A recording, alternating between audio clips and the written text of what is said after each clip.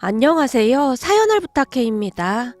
오늘의 사연을 소개하겠습니다. 그날은 엄마 생신이어서 오랜만에 가족들이 한자리에 모였습니다. 1년에 한두 번 볼까 말까 하던 언니까지 참석을 했기에 부모님의 얼굴에 미소가 가득했어요. 언니가 온다는 소식을 듣고 엄마는 아침부터 음식을 준비하느라 바빴습니다. 아빠 또한 오랜만에 한우 등심까지 사서 굽고 있었고요. 그렇게 차려진 밥상을 내려다보다가는 눈물이 핑 돌았는데요. 밥상에는 그날 주인공인 엄마가 좋아하는 음식보다 언니와 제가 좋아하는 음식들만 가득했거든요. 엄마, 오늘은 엄마가 주인공인데 엄마가 좋아하는 음식은 하나도 없네. 엄마는 우리 딸들이 먹는 모습만 봐도 행복한 걸. 음식 많이 했으니까 많이 먹어. 재은아, 너 잡채 좋아하잖니? 많이 먹어. 엄마가 눈치를 보며 잡채를 언니 쪽으로 밀어줬는데요. 옆에 있던 아빠도 한마디를 거들었습니다. 재은아, 너 한우 좋아하잖니? 자, 먹어봐. 엄마 아빠에게는 오로지 언니만 보이는 게 아닌가 싶을 정도로 두 분 다 언니 눈치만 보고 있었어요. 언니 성격이 워낙 까칠했던지라 우리 가족 모두 언니 눈치 보기 바빴거든요. 저까지 언니 눈치를 보면서 식사를 하고 있었는데요. 집에 돈도 없는데 뭐 한다고 이렇게나 많이 차렸어? 한우도 엄청 비싸잖아. 괜찮아. 요즘 이 아빠가 돈을 좀 잘 벌어서 그 정도는 아무것도 아니야. 아빠가 다시 잔뜩 언니 눈치를 보며 말을 하고 있었지만 언니는 들은 척도 하지 않고는 밥만 먹고 있었어요. 그 바람에 아빠 얼굴이 시무룩해져 있었는데요. 언니의 성격은 정말 한결같이 찬바람이 쌩쌩 부는 그런 성격이었거든요.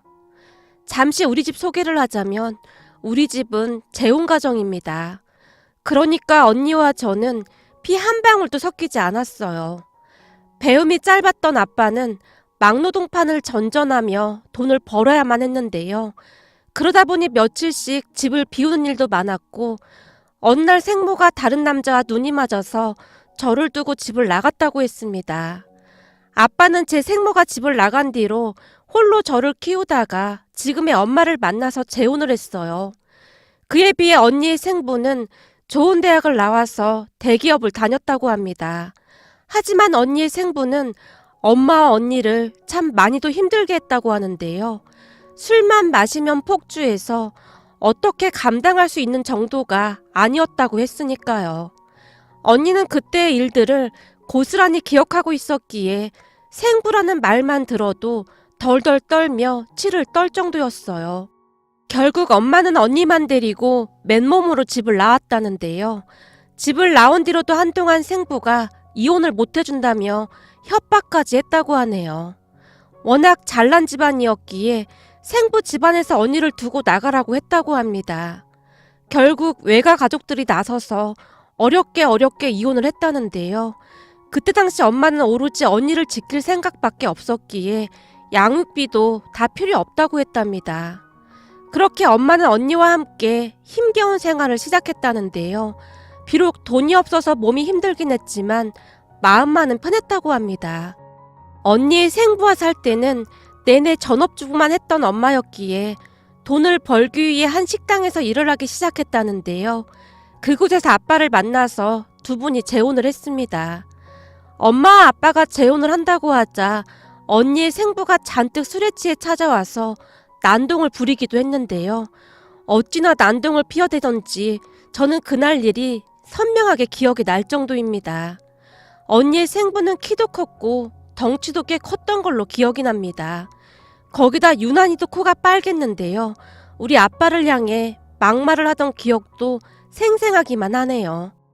겨우 이런 작자랑 재혼을 하려고 나랑 이혼을 했어? 뭐? 노가다꾼? 아주 어이가 없네. 내 딸을 왜 저런 인간 밑에서 자라게 해야 하는 거냐? 네가 지금 제정신이야? 난 돈만 많고 성격 개참 아닌 당신보다 성실하고 착한 이 사람이 훨씬 더 좋아. 그동안 당신이랑 살면서 죽지 못해 살았어. 지옥도 그것보다는 더 낫겠더라. 술만 마시면 인사불성이 돼서 집안을 난장판으로 만들어 놓는 당신보다 마음 편하게 해주는 이 사람이 100배 1000배 더 나아. 알기나 해? 이제 보니 끼리끼리 잘 맞는 모양이구만. 하긴 나 같은 엘리트랑 너 같은 여자가 맞을 리가 없지. 내가 그때 네 얼굴 하나 보고 결혼하는 게 아니었는데 내가 미쳤지 미쳤어. 나야말로 미쳤지. 싫다던 사람 그렇게 따라다녀서 결혼해놓고는 우리 딸이랑 나한테 어떻게 그럴 수가 있어? 우리 딸은 지금도 당신 말만 꺼내면 자다가 경기를 해. 당신은 아빠 자격도 없는 사람이야. 엄마가 언니 생부를 한껏 노려보고 있었어요. 평소 엄마는 언니의 생부에게 말대꾸 한마디를 못한 채 살아왔다는데요. 그날은 엄마도 지지 않고 언니의 생부에게 마구마구 쏘아붙였습니다. 그렇게 한동안 티격태격 하다가는 아빠가 만취한 언니의 생부를 내쫓아버렸어요. 그 뒤에도 언니의 생부가 몇 번이나 찾아왔기에 우리는 이사까지 가야 할 정도였는데요. 언니의 생부는 기가 막히게 우리를 찾아내곤 했습니다. 다만 어느 날부터 언니의 생부가 더 이상 찾아오지 않았는데요. 들리는 소문으로는 다른 여자를 만나서 재혼을 했다고 했어요. 글을 쓰다 보니 우리 집도 참 복잡한 집안이네요. 암튼 그런 복잡한 사연이 있었음에도 우리 가족은 나름 서로 의지하며 잘 살았습니다. 엄마는 좋은 분이었기에 언니와 저를 차별하지도 않았고 항상 따뜻하게 품어주셨어요. 아빠 또한 좋은 분이었기에 항상 언니를 챙기곤 했고요. 하지만 언니는 항상 겉돌기만 했는데요. 아무래도 생부에게 받은 상처가 컸기에 우리 아빠를 선뜻 받아들이지 못하는 모습이었어요. 부모님이 재혼을 하고 얼마 뒤부터 바로 엄마라는 호칭을 사용한 저와는 달리 언니는 우리 아빠를 단 한 번도 아빠라고 불러주지 않았거든요. 언니가 아빠를 부르는 호칭은 저기요 또는 아저씨라고 불렀습니다. 언니는 다들 놀랄 만큼 공부를 잘하는 편이었기에 나중에 서울에 있는 명문대에 합격을 했습니다. 합격 소식을 들은 부모님이 뛸 듯이 기뻐했지만 그저 무표정한 얼굴로 언니가 부모님께 통보하듯 말했어요. 등록금만 해주면 나머진 내가 어떻게든 해볼게요. 아니야, 넌 아무 걱정하지 말고 공부나 열심히 해. 내가 열심히 벌어서 학비 될 테니까 내가 일 몇 개 더 하면 다 해결될 일이야. 아빠가 기쁜 목소리로 언니에게 말을 했지만 언니의 입에서는 그저 냉정한 말들만 쏟아져 나올 뿐이었어요. 아니에요. 저 혼자 해결할 수 있어요. 과외도 하고 아르바이트도 하면 가능할 거예요. 아마도 막노동에서 버는 돈보다 더 나을 거예요. 재은아, 너 아버지한테 그런 말을 하고 그러니? 아버지 딴에는 네가 편히 공부했으면 해서 그러는 건데 내 공부는 내가 알아서 한다고. 그니까 상관하지 말라고. 언니가 버럭한 채 방으로 들어가 버렸습니다. 그 뒤 언니는 학교 근처 작은 지하 원룸에서 자취를 하면서 지냈어요.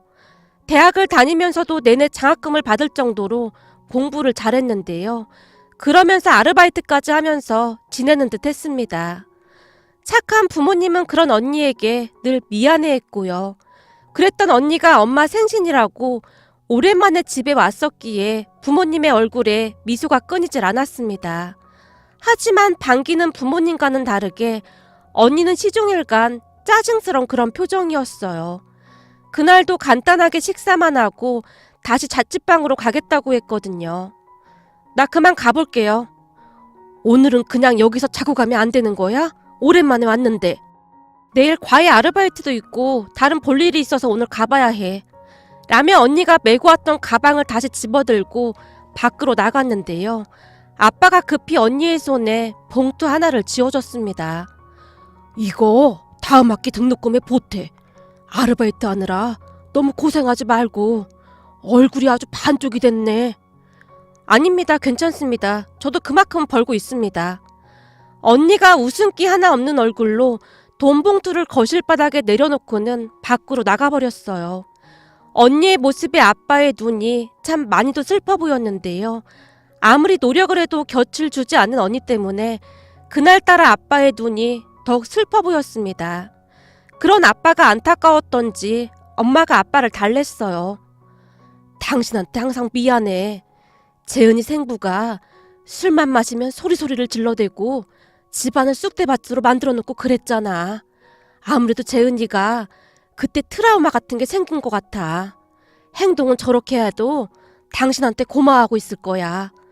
다만 당신이 힘들게 번 돈이니까 안 받으려고 하는 거고 말이야. 내가 서운할 게 뭐가 있겠어. 다만 조금이나마 아버지 노릇을 하고 싶은데 영 곁을 안 내줘서 속상해서 그렇지. 볼 때마다 얼굴이 말이 아니잖아. 장학금까지 받는다고 하는데 아르바이트까지 하면서 공부하는 게 얼마나 힘들겠어.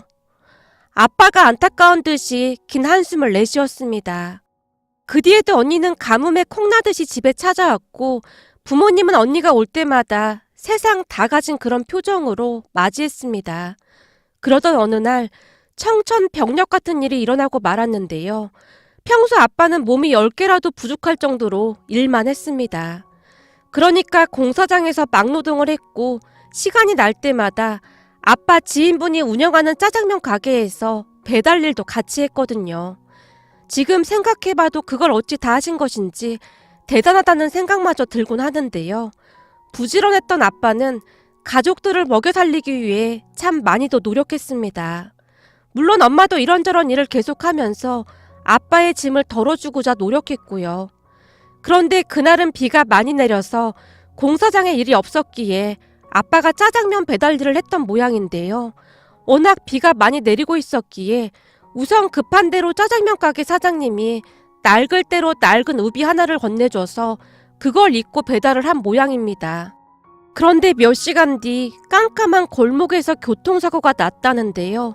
운전자가 그대로 도망을 쳐버렸다고 하네요. 문제는 그곳에 CCTV도 없었기에 범인을 잡을 수도 없었고요. 나중에 지나가던 분이 구급차를 불러서 급히 병원으로 옮겨졌는데요.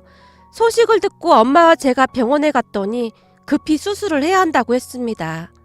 아무래도 넘어지면서 머리 쪽을 부딪혀서 심각하다고 했거든요. 아빠가 수술실로 들어가는 것을 보며 엄마가 저를 끌어안고 통곡을 하다가는 급히 언니에게 전화를 하는 듯 했습니다. 하지만 저는 평소 언니의 행동을 잘 알고 있었던지라 언니가 과연 올까 하는 생각마저 들었는데요. 평소 우리 아빠를 남이라고 생각하고 있었던 언니가 오지 않을 것만 같았거든요. 그렇게 1시간이 조금 넘었을까요? 얼굴이 새하얗게 질린 언니가 우리에게 뛰어왔습니다. 넋이 반쯤 나가 있던 상황에서 멀리서 뛰어오던 언니의 모습을 보며 제 눈에서 눈물이 끝도 없이 쏟아져 내리고 있었는데요. 그때 당시 왜 그랬는지는 모르겠지만 언니를 보자마자 그냥 안심이 됐던 것 같습니다. 왠지 언니가 모든 걸 다 해결해 줄 것 같은 그런 기분이었다고 해야 할까요? 잠시 후 수술이 끝났는지 의사가 나와서 보호자를 찾았고 언니가 급히 의사 앞으로 성큼성큼 다가갔습니다. 그리고는 언니의 입에서 놀랄만한 말들이 새어나왔어요. 저기 수술은 잘 된 건가요?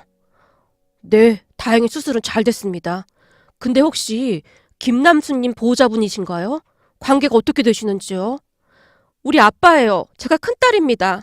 저한테 말씀해 주시면 됩니다. 아, 큰따님이시군요. 많이 늦게 발견되지 않아서 천만 다행이었습니다. 뺑소니 사고의 경우 발견이 늦게 돼서 안타까운 일이 많이 발생을 하거든요. 근데 아버님은 다행히 일찍 발견돼서 정말 다행이었습니다. 정말 감사합니다. 저기 혹시 우리 아빠 잘못되는 건 아니겠죠? 제가 아빠한테 할 말이 참 많은데 우리 아빠 진짜 잘못되시는 건 아니겠죠? 언니가 눈물을 가득 머금은 채 손까지 벌벌 떨고 있었어요. 수술은 잘 끝났으니까 깨어나실 때까지 좀 기다려보시죠. 의사가 그 말만을 하고는 자리를 떠났고 언니가 꿈쩍도 하지 않은 채 눈물만 흘리고 있었어요. 제가 그런 언니 곁으로 다가가서는 언니의 등을 가만히 안아줬는데요. 갑자기 언니가 소리내서 흐느끼기 시작했습니다. 대학 졸업하고 나서 아빠한테 멋진 옷 한 벌 해드리려고 했는데 평생 작업바만 신던 아빠한테 구두도 하나 사드리려고 했는데 이제 1년만 있으면 나 대학 졸업인데 왜 하필 지금이냔 말이야. 나 진짜 일을 악물고 버텨냈는데 왜 하필 지금이냐고. 언니가 절규하듯 말을 하고는 그 자리에 털썩 주저앉았습니다. 언니, 의사 선생님이 수술 잘 됐다고 하잖아. 우리 기다려보자. 우리 아빠 그렇게 나약한 사람 아니야. 그러니까 꼭 깨어날 거야. 그렇게 우리 셋은 서로를 부둥켜 안고 한동안 눈물만 흘렸습니다. 그 뒤 언니는 엄마와 제게 통보하듯 말했어요. 나 학교 휴학할 거야. 뭐? 휴학? 엄마가 알아서 할 테니까 넌 그냥 공부나 열심히 하면 돼. 엄마는 아빠 병간호해야 하잖아. 아빠 건강 괜찮아지면 그때 다시 복학하면 돼. 그리고 민지도 곧 대학 가야 하잖아. 미안하구나. 정말 미안해. 됐어. 우선 아빠가 빨리 건강 회복하는 게 우선이야. 그 뒤에 언니는 학교를 휴학한 뒤 집안의 가장이 된 채 여기저기서 일을 했습니다. 그리고 얼마 뒤 아빠의 의식이 돌아왔는데 언니가 놀라서 외쳤어요. 아빠, 나 누군지 알겠어요? 나 알아보겠어요? 아빠? 나한테 아빠라고 했냐? 아빠, 설마 저 못 알아보시는 거예요? 못 알아보긴. 세상에 하나밖에 없는 우리 큰딸인데. 재은아, 내가 잘못 들은 거 아니지? 분명히 아빠라고 한 거지? 그럼요, 아빠라고 했죠. 내 대학 학비 다 마련해준다고 했으면서 지금 여기서 이러고 있으면 어떡해요. 세상에나, 내가 재은이 아빠야. 그렇지? 그 와중에도 아빠는 언니가 아빠라고 불러준 것에 대해 감동을 받았던 모양인지 좋아서 어쩔 줄을 몰라 하고 있었어요. 그 모습을 보며 엄마가 제 눈에서 눈물이 펑펑 쏟아지고 있었는데요. 아마도 그 사건으로 인해 꽁꽁 얼어붙어 있던 언니의 마음이 처음으로 열렸던 것 같았습니다. 언니는 하루하루 정말 많이 변해갔거든요. 엄마뿐만 아니라 제게 냉랭하기만 하던 언니였는데요. 어느 날은 제게 당부를 하기도 했거든요. 민지야, 이래봬도 언니 꽤 능력 있는 사람이야. 아빠 태어나면 복학해서 회계사 시험 준비할 건데 언니 한 번에 붙을 자신 있어. 그러니까 넌 아무 걱정하지 말고 공부 열심히 해야 해. 알았지? 너 언니 성격 잘 알지? 언니 이상한 감정팔이하고 그런 거 딱 질색하는 거. 아빠도 지금 잘 회복하고 있으니까 넌 공부에 집중해. 알았어 언니. 라고 말하던 제 눈에서 다시 눈물이 뚝뚝 떨어졌는데요. 언니가 그런 제 눈을 억지로 피한 채 자리에서 일어나고 있었고 제가 언니의 등을 와락 껴안으면서 한마디를 했습니다. 언니가 내 언니라서 정말 행복해. 그때 제 마음은 진심이었어요. 사실 엄마 아빠보다 언니가 더 든든하다는 생각이 들 정도였거든요. 그런데 제 말을 듣던 언니의 입에서 한마디가 툭 하고 튀어나왔는데요. 나도 네가 내 동생이어서 정말 행복해. 라고 말하고는 언니가 쑥스러운 듯 급히 가버렸습니다. 언니의 그 한마디가 평생토록 잊혀지지가 않을 정도였답니다. 세상을 다 가진 듯한 그런 기분이었거든요. 그 뒤 언니와 저는 둘도 없는 자매 사이가 되어갔습니다. 비록 표현이 많이 서툰 언니였지만 많이 노력하는 모습이었어요. 그 누구보다도 아빠가 참 많이 좋아했는데요. 언니가 혹여나 옷이라도 사서 가지고 오거나 하면 한동안 품에 안고 있을 정도였으니까요. 그런 아빠의 모습을 보며 엄마가 말리기도 했는데요. 그렇게 좋아? 뭘 그렇게 끌어안고 있어? 난 우리 큰딸이 사다 주는 건 다 좋아. 이것 좀 봐. 색깔도 아주 기가 막히잖아. 우리 큰딸이 머리도 똑똑한데 눈썰미도 아주 좋다니까. 사실 내가 이런 말 안 하려고 했는데 눈썰미야 우리 민지를 따라갈 사람이 없지. 우리 민지는 그쪽으로 아주 타고났거든. 사실 그 옷도 당신이랑 좀 안 어울려. 안 그러니 민지야? 저기 그게 나름 괜찮어. 언니가 엄청 오래 골랐다고 하더라고. 거봐, 난 앞으로 잠잘 때도 이 옷만 입고 잘 거야. 아빠가 옷을 끌어안고는 좋아서 어쩔 줄을 몰라 했어요. 얼마 뒤 아빠가 퇴원을 했고 재활치료까지 잘 받고 난 뒤에는 아주 좋아졌습니다. 그리고 언니는 열심히 번 돈으로 아빠의 병원비를 마련했고요. 사실 아빠가 보험 같은 것도 따로 들어놓은 게 없었고 뺑소니밤을 잡지도 못했으니 병원비를 고스란히 준비해야만 했거든요. 하지만 언니는 그 어느 때보다 더 단단해 보였는데요. 단 한 번도 힘들다는 말을 하지 않은 채 그 모든 것을 스스로 다 해결한 뒤 복학까지 해서 대학을 졸업했거든요. 언니는 머리가 정말 좋았던 모양으로 회계사 시험에도 한 번에 합격을 했습니다. 진짜 대단하다는 생각만 들었는데요. 대학 다닐 때 학자금 대출도 받았었는데 그것도 금방 다 갚은 건 말할 것도 없었고 제 대학 뒷바라지도 언니가 다 했다고 해도 과언이 아니었습니다. 물론 아빠도 조금씩 일을 시작했지만 큰 돈이 되진 않았거든요. 우리 가족은 그렇게 서서히 진정한 가족이 되어갔습니다. 언니의 얼굴에 웃음이 끊이질 않을 정도였고 집에도 수시로 들러서 부모님을 챙기곤 했거든요. 그렇게 시간이 흘러 저도 대학을 졸업한 뒤 취업을 하게 되었고 우리 집은 남부럽지 않게 살고 있었습니다. 그러던 어느 날 언니가 결혼할 남자라고 예비 형부를 가족들에게 소개했는데요. 예비 형부는 성격이 정말 좋은 사람이었습니다. 사실 우리 가족이 조금은 특별한 가족이잖아요. 그래서 부모님이 걱정을 하기도 했지만 예비 형부는 그런 내색을 전혀 하지 않았어요. 아니죠. 오히려 예비 형부 부모님이 언니를 참 대견하게 생각한다고 할 정도였습니다. 그렇게 언니와 예비 형부가 결혼 준비를 하고 있었는데요. 그때부터 약간의 문제가 생기게 될 줄 누가 알았겠습니까? 결혼식을 몇 달 남겨둔 어느 날부터 아빠의 표정이 좋지가 않았어요. 걱정이 돼서 엄마와 제가 무슨 일인지 물어봤지만 아빠는 그저 별일 아니라고만 했습니다. 그러다가 언니의 청첩장 이야기가 나오기 시작했는데 아빠가 가족들에게 이상한 이야기를 했어요. 저기 결혼식 날은 재은이 생부가 앉는 게 맞지 않나 싶은데. 뭐? 당신 지금 그걸 말이라고 해? 재은이 생부가 어딨어? 재은이 생부는 벌써 오래전에 우릴 떠난 사람이야. 우리한테는 없는 사람이나 마찬가지라고. 그래도 생부가 멀쩡히 살아있는데 그게 맞지 않을까 싶어. 거기다 나 같은 막노동꾼보다야 번듯한 회사 다니고 있는 생부가 혼주석에 앉는 게 재은이를 위해서도 더 나을 것 같고. 아빠가 가족들의 눈치를 보며 말을 하고 있었는데요. 아빠, 그게 무슨 말이야? 나한테 아빠는 지금 내 앞에 있는 아빠뿐이야. 생부? 낳기만 하면 다 부모가 되는 줄 알아? 난 지금도 생부 소리만 들어도 치가 떨려.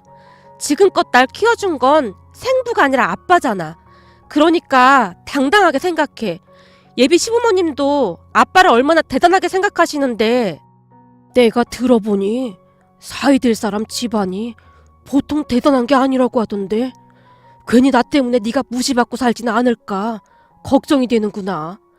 평생을 막노동판에서 밥 벌어먹고 사느라 난 손도 이 모양이고 괜시레 사람들이 수군대는 건 아닌지 걱정이 돼서 말이야. 아빠, 예비 시부모님이 그런 걸로 문제 삼았다면 난 절대 이 결혼 안 했을 거야. 근데 그런 분들이 아니셔. 정말 좋은 분들이죠. 그러니까 다시는 그런 말 꺼내지도 마. 언니가 그 어느 때보다 단호하게 말을 했어요. 그 뒤 언니는 아빠 이름이 들어간 청첩장을 부모님께 보여드렸고 주변 지인분들에게도 다 돌렸습니다. 그런데 청첩장이 나오고 며칠 뒤 어느 주말 가족들이 다 모여있던 집으로 언니의 생부가 쫓아왔습니다. 너무나 놀란 나머지 언니의 얼굴에 분노가 가득해 보일 정도였는데요. 집안에 들어서자마자 언니의 생부가 비틀거리며 아빠에게 고함을 질러댔어요. 입을 열 때마다 술 냄새가 진동을 했는데요. 야, 너 내 말 똑바로 못 알아들었어? 하긴 못 배워 처먹었으니 알아들을 리가 없었겠지. 너 같은 노가다꾼이 어디 내 딸이랑 신부 입장을 해. 넌 우리 딸이랑 피 한 방울 안 섞인 그냥 남이다 그 말이야. 어디서 근본도 없는 게 내 딸 결혼식 혼주석에 떡하니 앉으려고 수작이야 수작이.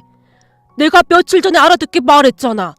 이럴 땐 네가 알아서 물러서는 게 맞는 거라고. 근데 왜 말귀를 못 알아들어? 당장 안 나가면 경찰 부르겠습니다. 언니의 입에서 그 한마디가 터져나왔어요. 뭐 경찰? 웃기는 소리 하고 있네. 또 회계사 됐다며? 근데 아빠를 신고하겠다고? 그리 한번 해봐라. 한번 해봐. 내가 네 시댁 쫓아가서 다 뒤집어 놓을 테니까. 언니의 생부가 한껏 비아냥거리고 있었는데요. 그 순간 언니가 정말로 경찰에 신고를 해버렸어요. 그 바람에 언니의 생부의 눈이 커질 대로 커져 있었습니다. 뭐야, 이게 아빠를 신고해? 야, 너 진짜 이럴 거야? 그리고 네가 내 핏줄인데 왜 저런 노가다꾼이랑 신부 입장을 해? 나한테 자식이라고는 너 하나뿐인데 당연히 나랑 입장을 해야지. 너 그 청첩장에 내 이름 넣어서 다시 가지고 와. 언니의 생부가 고래고래 소리를 질러댔는데요. 우리 아빠는 그 공사장에서 힘들게 일하시면서 저 대학 졸업까지 시키신 분이에요. 그러니까 말 함부로 하지 마시죠. 난 당신처럼 겉만 뻔지름하고 인간 같지 않은 사람보다 우리 아빠가 훨씬 존경스럽거든? 언니가 생부를 향해 소리쳤고 언니의 생부가 집안을 난장판으로 만들기 시작했는데요. 그 모습을 보던 언니가 제게 짧은 한마디를 했습니다. 민지야, 다 촬영해. 엄마랑 내가 예전처럼 당할 줄 알았나 본데 어림도 없지. 결국 제가 떨리는 손으로 그 모습들을 다 촬영했고 말이죠. 그뒤 언니의 생부는 도착한 경찰관에게 발길질을 해대며 끌려나갔는데요. 언니는 거기서 멈추지 않았습니다. 평소 언니의 생부는 회사에서나 밖에 나가서는 한없이 품위 있게 행동하던 사람이었기에 언니가 망나니같이 미쳐 날뛰던 생부의 모습을 온 세상에 알리겠다며 생부에게 경고 아닌 경고를 했거든요. 그 덕분이었는지는 모르겠지만 그 뒤 언니 생부의 모습은 보이지 않았습니다. 그리고 언니 생부가 왜 그렇게 난리를 피웠던 것인지 나중에 알게 됐는데요. 알고 보니 언니의 생부가 다른 사람과 다시 재혼을 했지만 얼마 가지 않아 또 이혼을 하고 또다시 재혼을 하고 또 이혼을 하는 일을 반복했다고 하네요. 그러다 보니 당연히 언니 말고는 자식도 없었고 말이죠. 그런데 언니가 잘 나가는 회계사가 됐다는 말에 귀가 번쩍했던 모양이었어요. 재혼을 반복하면서도 계속 언니와 엄마의 소식은 듣고 있었다고 했으니까요. 그 뒤 들리는 소문으로는 언니의 생부는 그 잘 나가던 대기업 차장에서 더 이상 진급을 하지 못한 채 회사를 나와야만 했다고 합니다. 그랬기에 회계사인 언니와 형부의 본가가 많이 부자라는 말에 더 혹했던 모양이었고요. 생부라는 사람이 어떻게 그럴 수가 있는 것인지 이해가 되지 않았어요. 그 뒤에도 언니는 생부를 사람 취급도 하지 않은 채 지내고 있는데요. 결혼식장에서 당당히 우리 아빠 손을 잡고 신부 입장을 했습니다. 결혼식장에서 신부 아빠가 참 많이도 눈물을 흘렸다는 말이 나왔을 정도로 아빠는 계속 눈물을 훔치셨는데요. 가족 사진을 찍다가는 언니가 아빠의 눈물을 닦아주며 꼭 안아드리기도 했습니다. 그 모습에 다들 박수를 보내기도 했고요. 옛말에 그런 말이 있잖아요. 피는 물보다 진하다는 말입니다. 하지만 꼭 그렇지만도 않더라고요. 가족 간의 진정한 사랑 앞에서 그게 무슨 소용이 있겠습니까? 요즘 부모님은 조카들 보는 재미로 살고 계시는데요. 이런 게 행복이 아닐까 싶습니다. 오늘의 사연은 여기까지였습니다. 즐겁게 보셨다면 구독, 좋아요 부탁드립니다. 고맙습니다.